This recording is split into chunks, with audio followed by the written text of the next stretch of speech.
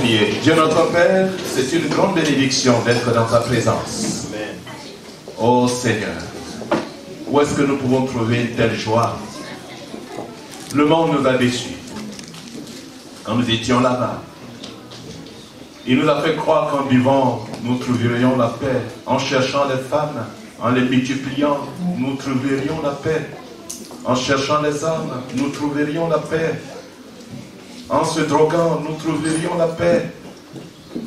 Mais Seigneur, aucune de ces choses ne nous ont satisfaites. Seulement quand nous sommes venus à toi, Jésus. Oh Jésus, tu nous aimes. Amen. Tu nous aimes. Tu nous aimes. En retour, nous t'aimons. Amen. Merci encore. Merci Seigneur. Bénis ta parole au nom de Jésus-Christ. Merci de parler à quelqu'un ce matin. Merci de redresser quelqu'un ce matin. Merci d'amener quelqu'un sur le droit chemin. Nous te bénissons au nom de Jésus-Christ. Amen. Amen. Je vais vous asseoir, que Dieu bénisse. Merci au groupe musical. Amen. Merci à chacun. Vous qui êtes là ce matin, vous avez frappé la situation. Malgré qu'hier, malgré les grèves, vous avez tenu à être là. C'est la preuve que vous aimez vraiment le Seigneur. Nous avons lu la parole de Dieu dans le livre de Marc. Marc, l'évangile de Marc. Ah, je suis content de voir mon frère Olivier. Oh, ça fait longtemps, frère. Que le Seigneur te bénisse. Amen.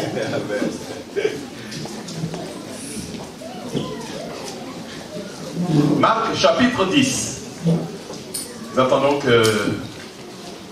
Voilà. L'évangile de Marc, au chapitre 10. À partir du verset 46. 46 jusqu'au verset 53. Vous suivez avec moi? Que votre oreille soit attentive. Parce que le Seigneur, je crois qu'il va faire quelque chose ce matin. Dans cette assemblée. Jésus va opérer un miracle, quelque chose de spécial dans ta vie ce matin. Si tu écoutes avec attention. Alléluia. Amen. Ils arrivèrent à Jéricho. C'est Jésus et ses disciples. Lorsque Jésus en sortit avec ses disciples et une assez grande foule, le fils de Timée, Bartimée, mendiant aveugle, était assis au bord du chemin. Il entendit que c'était Jésus de Nazareth. Il se mit à crier, « Fils de David, Jésus, aie pitié de moi !» Verset 48. Plusieurs le reprenaient pour le faire taire. Mais il criait encore, il criait beaucoup plus fort. « Fils de David, aie pitié de moi !» 49. Jésus s'arrêta et dit, « Appelez-le. » Ils appelaient l'aveugle en lui disant, « Prends courage, lève-toi, il t'appelle. » L'aveugle jeta son manteau et se leva d'un bond, vint vers Jésus. Puis Jésus, prenant la parole, lui dit, « Que veux-tu que je te fasse? » Rabboni, béni maître, lui répondit l'aveugle, « Que je recouvre la vue. » Et Jésus lui dit, « Va, ta foi t'a sauvé. » Et aussitôt, il recouvra la vue et suivit Jésus dans le chemin. N'est-ce pas une belle parole, une belle lecture et une belle histoire? Alléluia. Il recouvra la vue et suivit Jésus dans le chemin. Le thème de notre entretien ce matin sur la parole de Dieu est la dignité retrouvée. La dignité retrouvée ou encore l'honneur retrouvé. Cet homme va retrouver son honneur, il va retrouver sa dignité, parce que le thème de notre message est lié à son nom, comme disait tout à l'heure le pasteur Alexandre. Le nom qui lui est donné est lié à ce thème. L'honneur retrouvé ou la dignité retrouvée. On dit une assez grande foule. Chercher Dieu est une décision. On décide de chercher Dieu. Mais il y a des obstacles. On dit il y a une assez grande foule qui suivait le Seigneur Jésus. Cette assez grande foule équivaut aujourd'hui à de nombreuses occupations ou qui sont des obstacles sur nos routes. Celui qui est véritablement fatigué se charge de sa charge plutôt et qui entreprend une vraie recherche de Dieu, il peut le rencontrer sur son chemin. Chercher Dieu est une décision. Mais quand tu es véritablement chargé de ta fatigue, tu es véritablement fatigué de ta charge, tu es fatigué de ta situation, que tu te mettes à chercher Dieu, Dieu il est là, il n'est pas loin, il va se révéler à toi. Et c'est ce que cet homme ici va vivre. Il va vivre une belle histoire. Bartimée. Nous voyons aussi un homme très fatigué de sa situation. Bartimée, il en a marre de sa vie, de vivre étant aveugle et mendiant. Bartimée est fatigué. Mais il veut que la situation change. Mais il va saisir l'occasion. Et la belle occasion pour toujours qui va changer sa vie. Et ce matin, si tu crois que Jésus, tu es là ce matin, il peut changer la situation. Amen. Alléluia. Amen. Ce qu'il a fait pour Bartimée, il peut faire de même aussi pour toi. Bartimée. Cet homme conscient de sa gravité, ou bien la gravité de sa situation, se lève de lui-même pour trouver solution. Pas n'importe laquelle. La solution que Dieu lui offre au travers de Jésus-Christ. Et Dieu t'offre. La Bible dit que Dieu a tant aimé le monde et qu'il a donné son Fils unique afin que quiconque croit en lui ait la vie. Et la vie éternelle. Dieu offre son cadeau. Et nous sommes dans la période où on offre des cadeaux. Et je t'offre Jésus ce matin. Si tu l'acceptes, tu as la vie. Alléluia. Amen. Dieu est vivant, n'est-ce pas? Amen. Dieu va se révéler à cet homme. Bartimée. Le fils de Timée, Bartimée. Le fils de Timée, non. C'est-à-dire le nom qui le désigne comme le fils de son père. Bartimée. En grec signifie honneur. Donc vous comprenez ici, il s'appelle Bartimée. Timée veut dire honneur en grec. Et vous voyez, l'honneur, il a perdu, n'est-ce pas? Il est né, il est aveugle. La Bible n'a pas dit qu'il est né. Il est aveugle et il est mendiant. Quel est l'honneur? Porte. Quel est l'honneur? Non qu'il a hérité du père de son père, qui n'y est pas honorable. Il a hérité ce nom, mais ce nom lui n'est pas honorable. Quand il mendiait, il est aveuglé. Et il mendiait, il était aveugle. Assis au bord du chemin. Voilà son activité. C'est ça son état. C'est même le matin, la première chose qu'il pense, trouver quelqu'un, le mettre au bord du chemin. Et il est là, il pleut. Si quelqu'un ne passe pas par là pour lui dire, hey, écoute, c'est difficile pour lui. Vous imaginez la misère dans laquelle il se trouve. Je ne sais pas dans quelle misère tu es.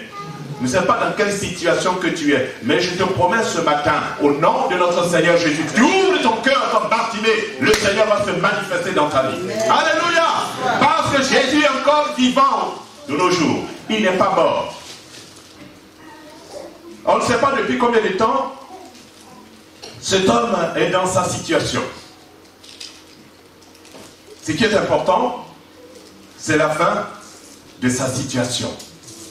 Alléluia. Amen. N'est-ce pas qu'il est écrit dans Ecclésiaste verset 7, verset 8, chapitre 7, verset 8, mieux vaut la fin d'une chose que son commencement. Ecclésiaste 7, verset 8. Mieux vaut la fin d'une chose que son commencement. Tu es fatigué, mais tu veux la fin.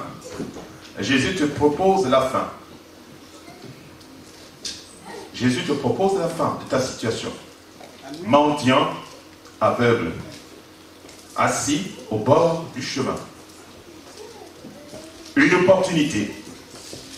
Une belle opportunité s'offre à lui.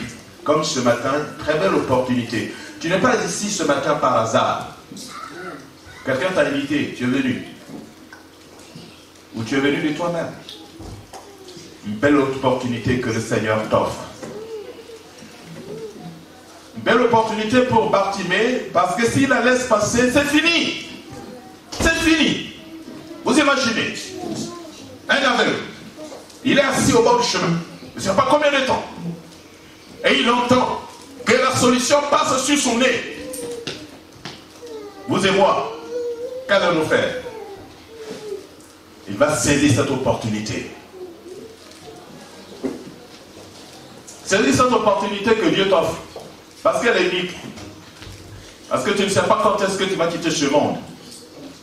Ne dis pas que tu as le temps.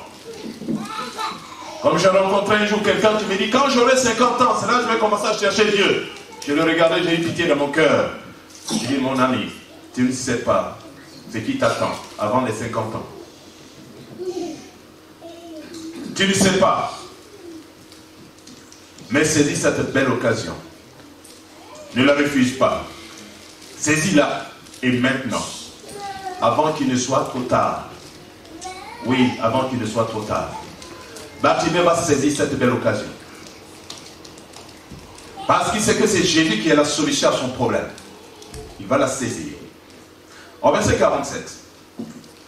Il entendit que c'était Jésus de Nazareth. Il se mit à crier, fils de David, aie pitié de moi. Oh, vous savez, quand je lis, je essaie de me mettre à sa place. Quelqu'un qui souffre. Quelqu'un qui souffre, sa prière, c'est quelqu'un qui vient du fond de son âme. Il cherche la solution. Pitié pour moi, fils de David.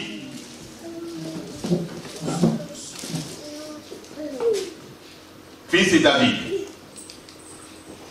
C'est Jésus de Nazareth. Parce qu'il y avait plusieurs Jésus à cette époque. Mais aussi on met l'accent. Il dit Jésus de Nazareth. Alléluia. Vous trouvez, comme son nom, on dit Bartimée. Vous trouvez aussi des noms comme Bar Jésus. Hein? Dans la Bible. Hein? Vous trouvez des gens qui s'appellent Bar Jésus. C'est-à-dire fils de Jésus. Alors, lui, il dit, qui c'est? C'est Jésus. Mais quel Jésus? Jésus de Nazareth. Ah bon? C'est lui? Ok. Jésus de Nazareth. Qu'est-ce qu'il va faire? Il se mit à crier dans une foule avec tout le bruit que cela peut engendrer. Vous imaginez, on dit bien une très grande foule suivait Jésus. Et qu'est-ce qu'il fait? Il se met à crier, fils de David, Jésus, aie pitié de moi, fils de David, Jésus, aie pitié de moi. Il criait tellement fort que sa voix a transcendé la voix de le bruit de la foule. Pour parvenir jusqu'aux oreilles de Christ. Vous imaginez. Alléluia. Fils de David. Alors, qui lui a dit que Jésus s'appelle fils de David? C'est une révélation. Alléluia. Vous savez, pour prier Dieu, pour marcher avec Jésus, il faut avoir une révélation. Fils de David. C'est par révélation que nous prions Dieu. Parce que si le Seigneur ne se révèle pas à toi, tu ne vas jamais le connaître. Jésus se révèle à cet homme et il va même jusqu'à parler de ses origines. Il prie par rapport à ce qu'il est. Il lui demande par rapport à ce qu'il est. Il dit fils de David. Jésus, fils de David. Or, il est écrit que le Seigneur dit ceci, qui lui donnera la clé, la maison de David. Il mettra sur son épaule la clé, la maison de David, dans Ésaïe. Qui est celui qui allait venir rétablir le royaume de David. Et donc vous voyez qu'il prie au-delà, il demande quelque chose par rapport à ce que le Christ est. C'est lui qui va venir rétablir le royaume de David. il est fils de David. Et c'est par révélation. Donc, il a une révélation extraordinaire. Il dit fils de David. Il va loin dans sa prière. Il ne s'arrête pas seulement à Jésus de Nazareth. Il dit fils de David. Et quelque chose va se passer. Vous savez, quand plusieurs personnes suivaient Jésus, hein, plusieurs personnes le suivaient par curiosité, n'est-ce pas? Parce qu'il faisait beaucoup de miracles.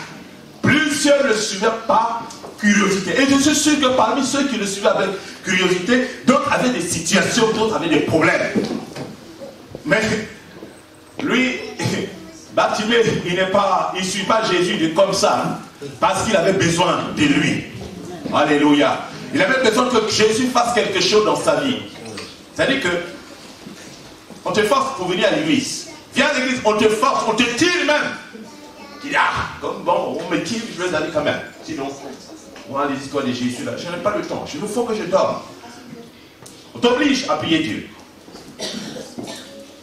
Mais quand tu le fais de toi-même, parce que le Seigneur aime ceux qui le cherchent du fond de leur cœur, il se laisse trouver. Amen. Dieu se laisse trouver par ceux qui le cherchent. Vous imaginez cette grande foule qui le suivait, comme nous sommes là ce matin. Est-ce que nous sommes là pour accomplir notre devoir chrétien? Dire, je suis allé, j'ai prié, je suis rentré. Comme quand on était à l'église catholique, quand on se lève le matin, si on ne va pas à la messe des 6 heures le samedi, on va à la messe de dimanche matin. On dit, ah, j'ai accompli mon devoir chrétien. C'est-à-dire pour calmer sa conscience. Mais ce n'est pas ça. C'est une démarche avec Dieu. C'est une démarche. Quand vous êtes là ce matin, c'est une démarche que vous faites. Tous les jours, quand nous nous retrouvons ici, c'est une démarche. Parce que j'ai besoin de rencontrer le Seigneur. Parce que j'ai besoin de lui. Et cet homme, il fait une démarche. Et sa démarche va lui être payante, bénéfique, par rapport au reste de la foule. Fils de David. Malgré son handicap, on dit il est aveugle. Malgré son handicap, il va se frayer un chemin dans la foule. Par son cri, qui va dominer celle de la foule, jusqu'à parvenir aux oreilles de Christ, notre Seigneur. Si je vous demande de faire que nous fassions le bruit et que nous demandions à notre frère Célestin, plutôt, voilà, Séverin, de se mettre là-bas à crier pendant que nous faisons le bruit, ce serait difficile d'entendre. Et encore dehors, dans la salle, on dirait que, ah voilà, nous sommes dans une salle. Mais dehors, ce monsieur va crier. Mettons-nous un peu à sa place. Mettons-nous à sa place. Mets-toi à la place de Bartimée, qui crie.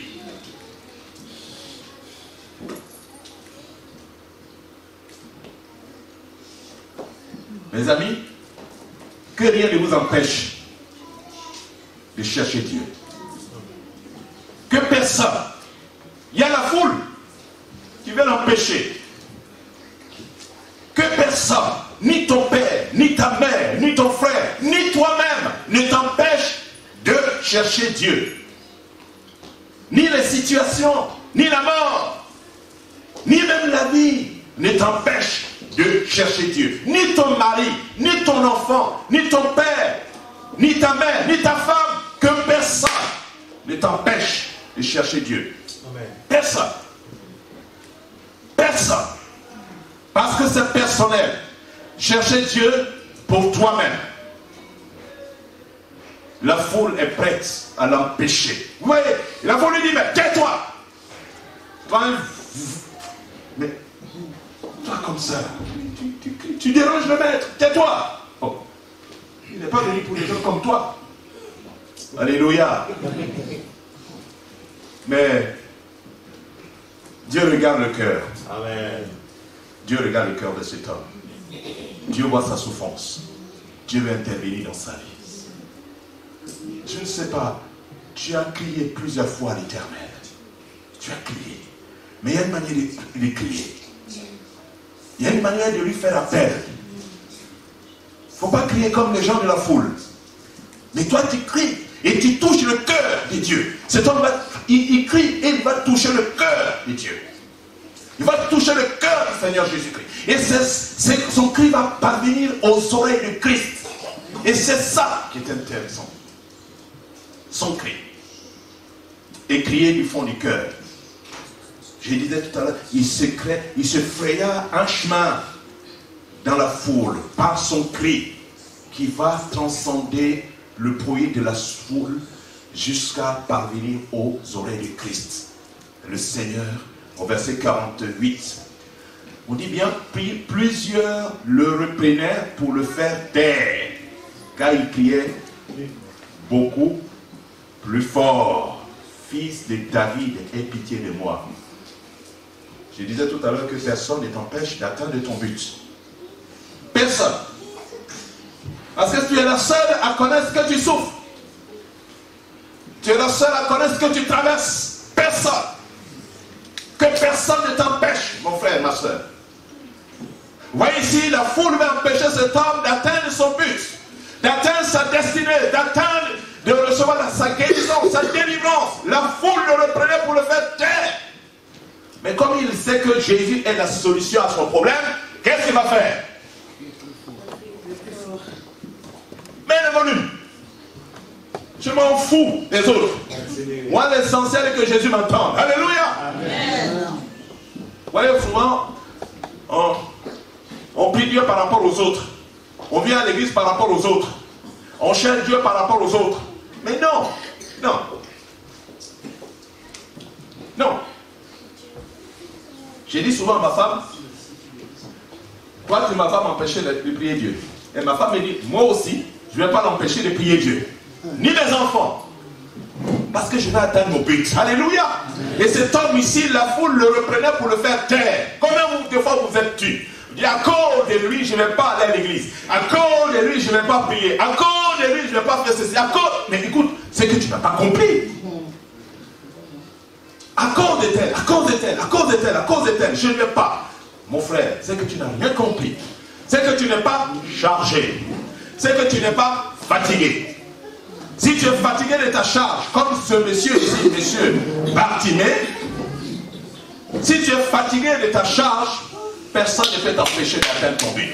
Quels que soient les obstacles, tu vas les sauter. Alléluia. Amen. Tu vas sauter ces obstacles. Tu dis à frère, écoute, je sais que toi et moi, d'accord, mais tu es un frère, mais je ne respire pas dans tes narines. Je ne respire pas, mon cœur ne bat pas dans ta poitrine. Tu as un cœur, j'ai le mien. Je cherche mon Dieu. Si toi tu ne veux pas aller au ciel, moi je vais aller au ciel. Bien aimé, ne faites pas les choses par rapport aux autres, mais par rapport à la conviction que vous avez du Seigneur. Bartimée. Alléluia. Est-ce que vous êtes là ce matin? Amen. Jésus est capable d'intervenir. Soyez comme Bartimée. Bartimée, va chercher Dieu. Que personne ne t'empêche d'atteindre ton but dans ta vie. Et je le reprends. Ni ton père, ni ta mère, ni aucun homme des dieux, ni même toi-même, ni le travail, ni tes enfants, rien de rien dans ce monde. Quand le Seigneur te donne la conviction, vas-y. Vas-y. Tête baissée. Le Seigneur est avec toi. Comme je disais, c'est vous seuls qui connaissez le degré de souffrance que vous avez. C'est vous seuls qui connaissez le degré de douleur. La Bible dit que Jésus seul est la personne qui peut compatir à nos douleurs, à nos souffrances. Parce qu'il est passé par là. Moi, je peux vous donner, je vais venir dormir chez vous, vous donner toutes sortes de consolations. Mais ça s'arrête là. Mais celui qui peut vous guérir au-delà, c'est Jésus. Alléluia. Amen. Oh, béni soit l'Éternel. Le Seigneur nous dit dans Matthieu 11, verset 28, venez à moi, vous tous qui êtes chargés et fatigués, je vous donnerai du repos, dit Jésus, notre Seigneur. Venez, vous tous qui êtes fatigués, chargés. Cet homme est fatigué, il est chargé. Il est fatigué de sa charge. Il y a des gens qui sont là, ils disent qu'ils ont des problèmes, mais ils ne sont pas encore fatigués. Ils ne sont pas encore fatigués. Viens Jésus, oh laisse-moi, je n'ai pas le temps. Mais pourtant, ils chantent tous les jours, j'ai des problèmes. Je ne sais pas quoi faire. Mais c'est Jésus qui est la solution. Viens à l'église. Moi, l'histoire de Dieu là. Mais vous le voyez, il chante à longueur de journée. Mais le Seigneur dit, venez. C'est un cadeau qu'il offre. Alléluia. Amen. Venez, c'est gratuit. Il dit, venez, pourquoi travaillez-vous pour ce qui ne rassasie pas? Venez aux eaux, vous allez boire. Frère, saisis la parole de Dieu ce matin. Tu fais semblant de jouer au dur, mais tu sais qu'au fond de toi-même, ça ne va pas. Tu sais qu'au fond de toi-même, ça ne va pas. Le Seigneur t'invite à te décharger sur lui ce matin. Il t'invite. Crois en cette parole du Seigneur. Cet homme en avait marre de sa situation.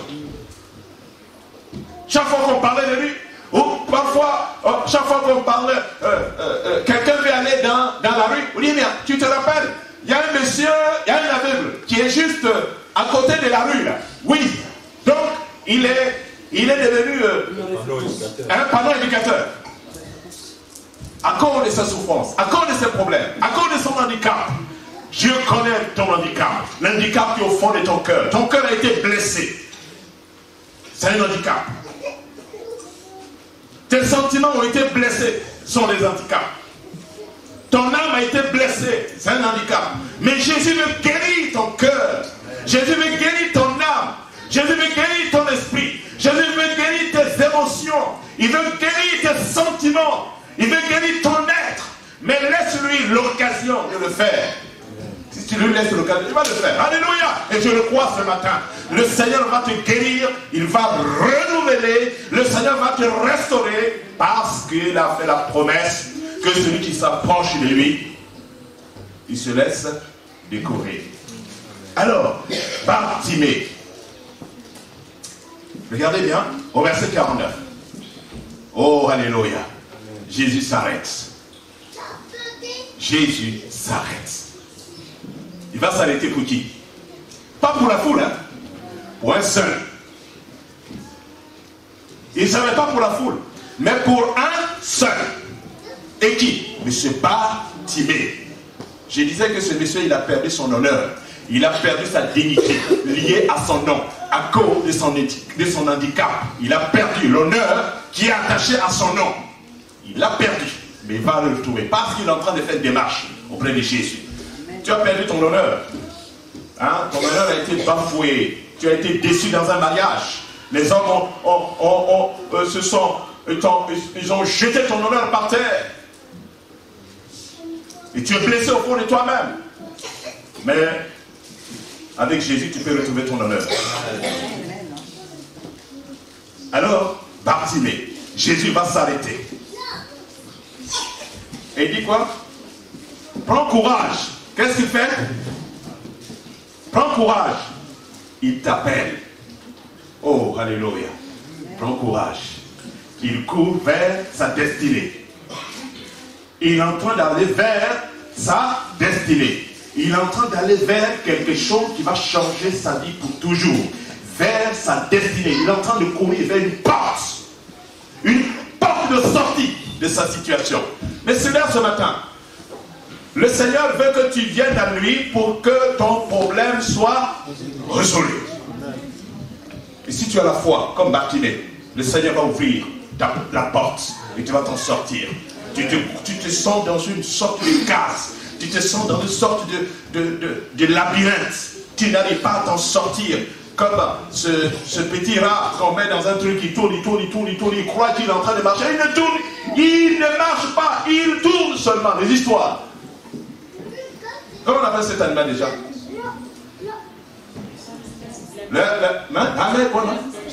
Hamster, voilà.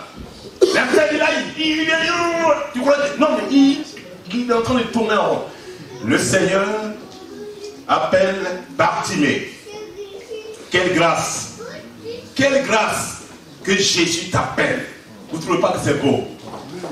Qu'est-ce que tu as fait d'agréable dans la famille? Que ce soit toi qui sois sauvé, que ce soit toi qui sois appelé. Qu'est-ce que tu as fait d'extraordinaire? Tu as fait quoi de merveilleux? Pour que Jésus ait les yeux sur toi, pour que Jésus entende ta voix. Il l'appelle. Il dit, prends courage, il t'appelle. Et ce qui est curieux, c'est que la foule, les gens qui l'empêchaient de crier, c'est eux-mêmes qui disent maintenant, prends courage, il t'appelle. Oh, alléluia. C'est pourquoi je dis, voyez que Dieu n'a pas besoin de quelqu'un pour te bénir. Hein? Alléluia. Dieu n'a pas besoin de quelqu'un pour te bénir. C'est pourquoi la marche avec Dieu, elle est individuelle. Dieu n'a pas besoin du pasteur pour te bénir. Il n'a pas besoin de moi pour te bénir. Mais tout dépend de ta relation avec lui. Amen. La démarche que tu entreprends avec lui, alors cette démarche, si tu entreprends une belle démarche avec lui, elle va aboutir à quelque chose de formidable. Et c'est ce qu'il est en train de faire ici. Donc ceux qui le reprenaient pour le faire taire se sont retournés. Il dit, mais, comme d'un cœur, il dit, hé, courage, il t'appelle. Ceux qui le méprisaient, ils voient que cet homme a du prix aux yeux du Seigneur Jésus-Christ. Et c'est ce que le Seigneur dit. Il dit que nous avons du prix à ses yeux. Nous avons de la valeur à ses yeux. Si tu crois que tu n'as pas de la valeur, je te dis ce matin, tu as de la valeur. Tu as du prix aux yeux de Dieu. Tu es très important. Et Jésus t'appelle. Ne lui résiste pas. Jésus t'appelle. Ne lui résiste pas. Il t'appelle. Tu es dans la situation. Tu essaies de jouer aux grandes dames. Tu essaies de jouer aux grands messieurs en portant sa boue au fond de toi-même. Comme la poule. Vous savez que la poule a souvent chaud. La poule, elle souille à l'intérieur. À l'intérieur des plumes. Il y a la chaleur. Elle souille. Et qu'est-ce qui se passe? Mais, comme elle est poule, elle garde. Mais pourtant ça chauffe. Alors, le Seigneur veut que tu laisses ton orgueil de côté. Il veut que tu laisses ton moi de côté. Ce que tu es de côté. Ça ne vaut rien, ça ne t'apporte rien. Ça ne t'apporte rien du tout. Cet homme va vivre quelque chose qui va bouleverser toute sa vie. Prends courage, il t'appelle. La question que tu peux te poser ce matin, est-ce que le Seigneur s'intéresse à moi? Oui, le Seigneur s'intéresse à toi. Et tu dis, mais avec le nombreux péchés que j'ai commis, les fautes que j'ai commises, est-ce que Dieu peut-il toujours s'adresser à moi? Est-ce que Dieu m'aime toujours? Oui, il t'aime toujours. Tu es son fils, tu es sa fille. Sachez que Bartimée était exclu de sa famille. Il était exclu. Marginalisé. Tout le monde l'a abandonné. Son handicap a affecté toute sa vie. Il est en marge de la société. Malgré cela, Jésus l'appelle. Pour le décharger de son lourd fardeau. Jésus l'appelle. Pour le décharger de son lourd fardeau. Je disais tout à l'heure que la foule qui suivait le Seigneur, ce n'est pas tout le monde qui le cherchait. Et cet homme, certainement Jésus est passé. Jésus est passé. Et à une certaine distance, quand il est passé, il était là. Jésus était ici. Et il demande, qui c'est? Il dit, c'est Jésus. Qui est Jésus? Jésus de Nazareth. Il s'est mis à crier là. Et Jésus continue de marcher. Et il continue de crier. Vous imaginez, il fait une démarche. Et rencontrer Dieu, c'est une démarche. Tant que tu ne l'as pas fait, Dieu sait.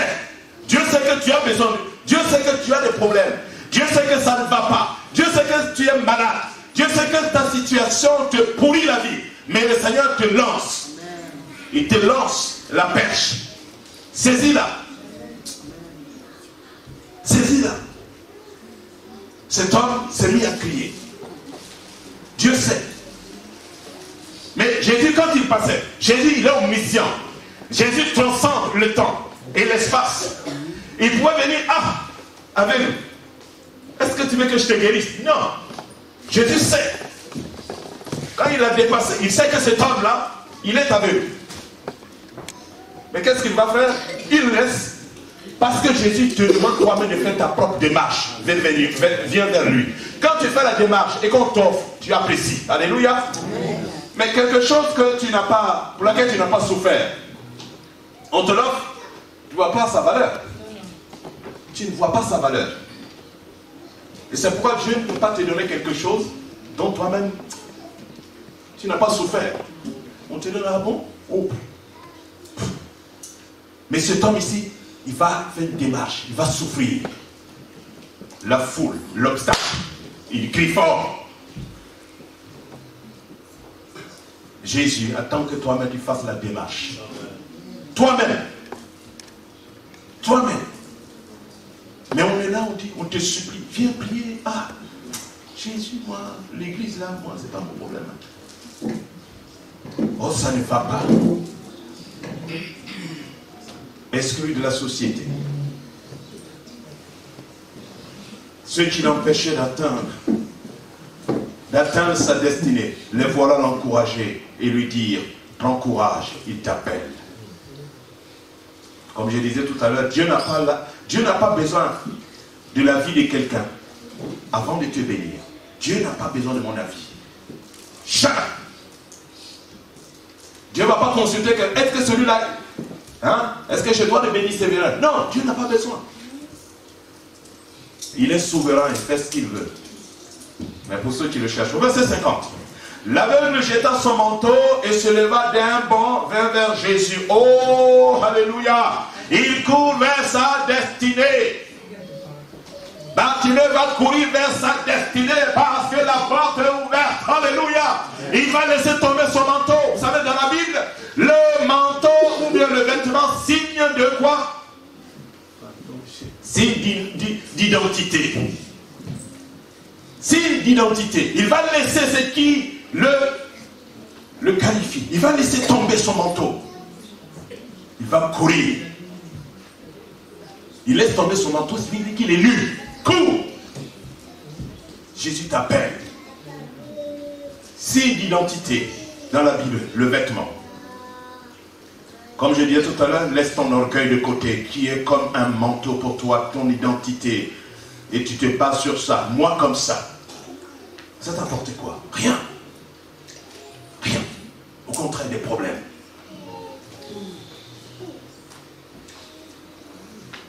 Tu as assez résisté à Dieu. Maintenant, il t'appelle. Tu vois que rien ne marche dans ta vie. Et tu persistes. Jésus t'offre la solution ce matin.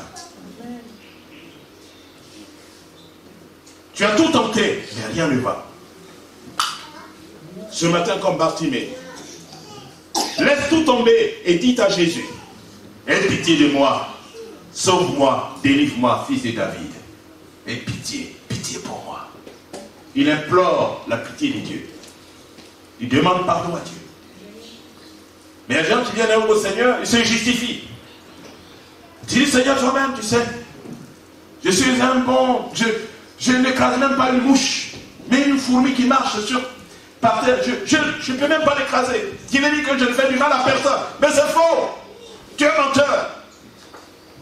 Tu es menteur jusqu'à la colonne vertébrale. Tu es menteur jusqu'aux cheveux, jusqu'aux orteils.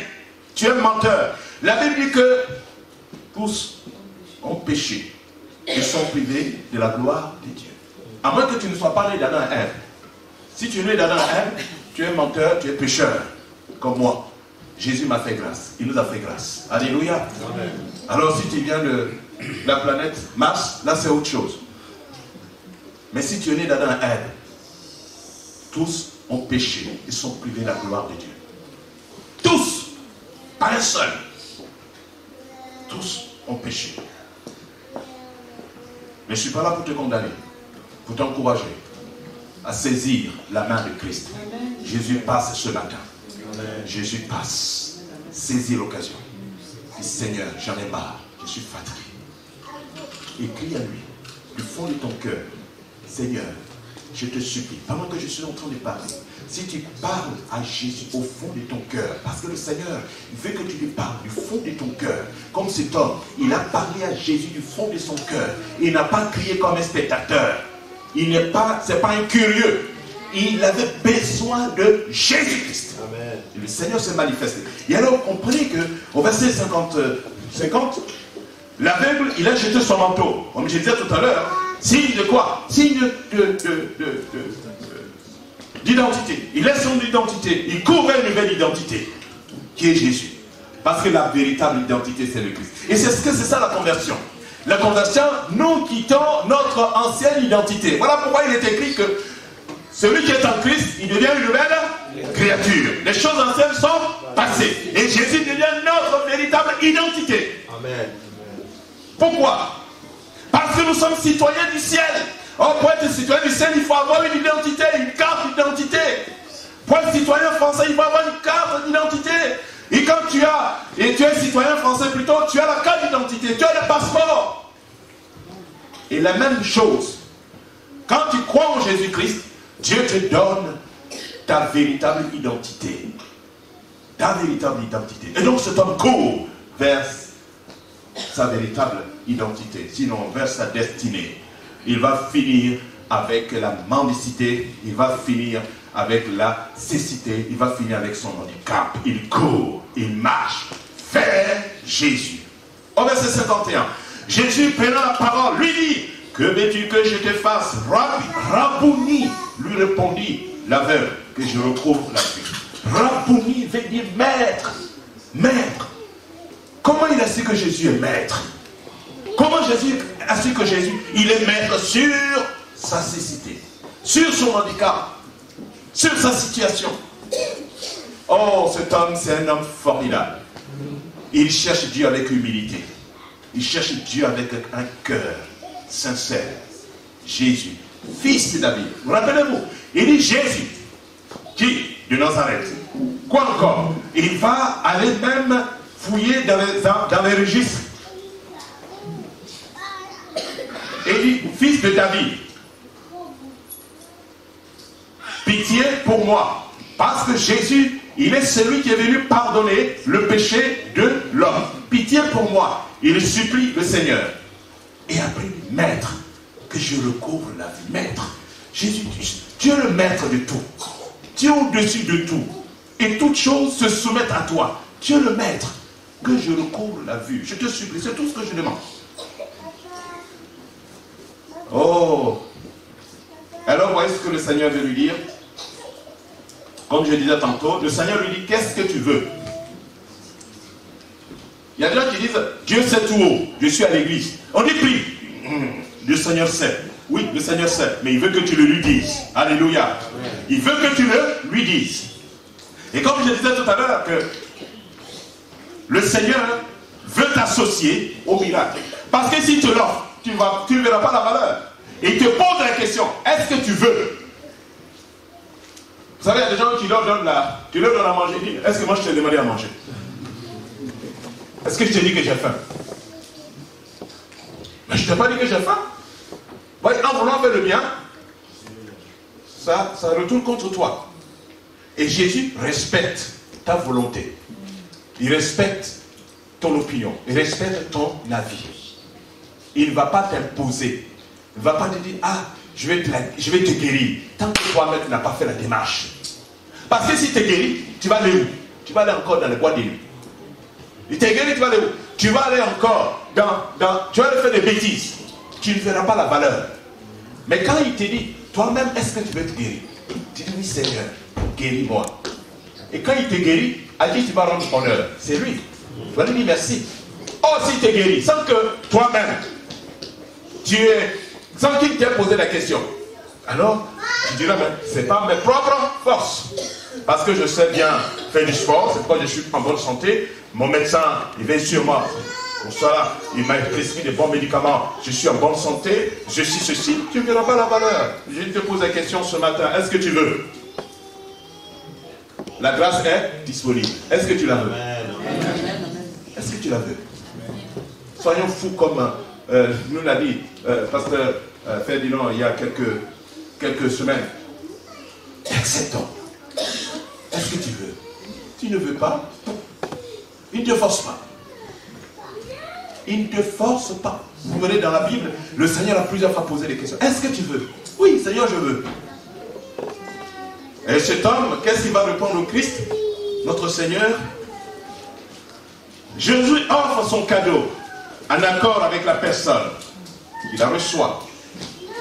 Ainsi, la personne elle-même voit sa valeur. Elle peut l'apprécier. Il ne peut rien donner à quelqu'un si la personne n'est pas prête à recevoir son cadeau. Je disais tantôt que Dieu a tant aimé le monde et qu'il a donné son Fils afin que quiconque croit en lui ne périsse point mais qu'il ait la vie éternelle. Dieu offre un cadeau à tout le monde. La personne de Jésus. Mais c'est celui qui l'accepte qui a la vie. On l'a dit ce matin. Il dit celui qui a le Fils a la vie. Celui qui n'a pas le Fils n'a pas la vie. C'est clair. N'est-ce pas, Sœur Justine? Alléluia. Amen.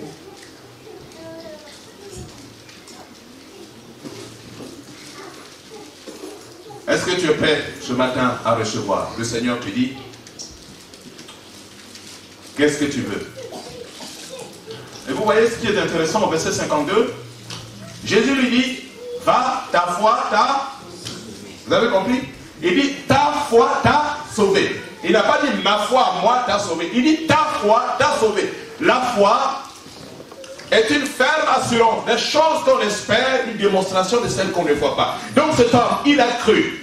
Et parce qu'il a eu la foi, il a fait la démarche pour venir à Jésus. Jésus lui dit, à cause de cette démarche, de cette foi que tu as eue en moi, tu es guéri. Il ne lui a même pas imposé les mains. Il ne lui a pas dit, va te laver au réservoir de Siloé.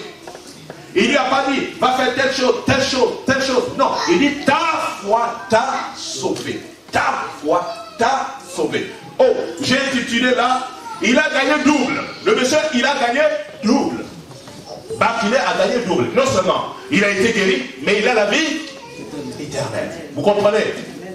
Non seulement il a été guéri, mais il a la vie éternelle. Il y a des gens qui cherchent seulement la guérison. Ah, ils cherchent que mes problèmes soient résolus. Le reste, je n'ai pas besoin. Le reste, je n'ai pas besoin. Mais non, là tu fais une fausse démarche. Une fausse démarche. Certes, tu peux être guéri, mais tu peux rater le ciel pour toujours. Tu peux rater l'essentiel. La personne même qui donne la guérison, tu peux la rater. Jésus a guéri un monsieur qui était né aveugle. Il est aveugle, Jésus le retrouve, il le guérit. Et ce monsieur, tellement il est content, il est rentré dans le temple. Il a commencé à louer, il n'a même pas cherché à savoir qui est Jésus. Il était tellement content, il a commencé à louer Dieu. C'était un grand jour de fête, il louait le Seigneur comme tout le monde. Jésus le cherche. Maintenant, c'est Jésus qui va le chercher.